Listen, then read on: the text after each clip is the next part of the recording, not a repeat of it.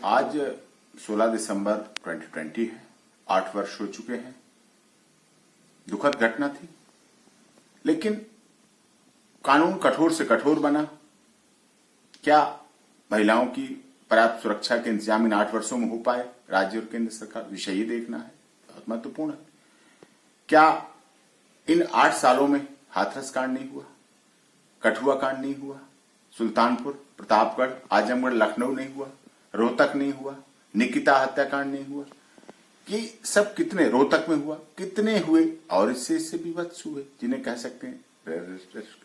लेकिन विषय ये महत्वपूर्ण है, जब तक हम अपने समाज में, अपने परिवार में, अपने बच्चों में बदलाव नहीं लाएंगे, जब तक हम उनको ऐसा बनाएंगे नहीं जो हर हमारा परिवार का युवक प्रत्येक बाहर निकलने वाली महिला को अपनी बहन, बेटी और उस तरह से समझे, और प्रत्येक पुरुष प्रत्येक महिला का रक्षक, सुरक्षा कवच और सुरक्षा करने वाला जब बन जाएगा, तब इन घटनाओं से निजात मिलेगी, तब हमारा देश सोने की चिड़िया जगत गुरु बन पाएगा।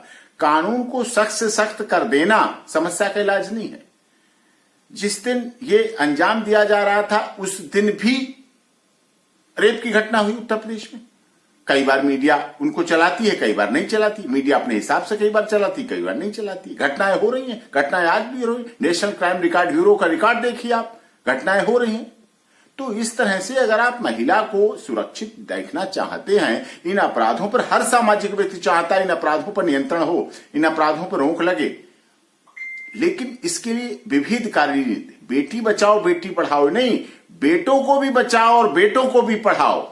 केवल बेटी बचाओ बेटी पढ़ाओ से नहीं, बेटों को भी बचाओ, बेटों को भी पढ़ाओ, बेटों को संस्कारित बनाओ, बेटों को संस्कारवान बनाओ, बेटों को अब नैतिक शिक्षा बनाओ, बेटों को संस्कार के आधार पर, परिवार की संकल्पना के आधार पर समाज का सुरक्षक बनाओ, सुरक्षा गार्ड बनाओ। उन्हें बाहर निकले तो हर माँ बेटी, बहन बेटी की सुरक्षा का दायित्व अपने बच्चे को दो। उससे पूछो शाम को जब वो आए तो तूने कितने महिलाओं की मदद की, कितनी इज्जत की, कितना सम्मान दिया, कहां उन्हें बचा। तो हर देश का नागरिक, हर बच्चा, हर युवक, हर स्कूल का छात्र बहन बेटियों की रक्षा करने लगेगा। और अपनी बहन बेटियों को भी संस्कार बनाइए, उन्हें भी चरित्रवान बनाइए, उन्हें भी पाश्चात्य सभ्यता में मत धकेलिए, तब इन अपराधों पर रोक लगेगी। केवल इस बात करने के आज 8 वर्ष हो गए हैं, अगले साल 9 वर्ष हो जाएंगे, तो वर्षों का सिलसिला चलता रहेगा, अपराधों का सिलसिला चलता रहेगा, सजाओं का सिलसिला चलता रहेगा। कोर्ट की अपनी सीमाएं हैं, कानून की अपनी सीमाएं हैं। इतने अधिक केस होंगे तो कैसे निपटारे होंगे, कैसे ट्रायल होंगे।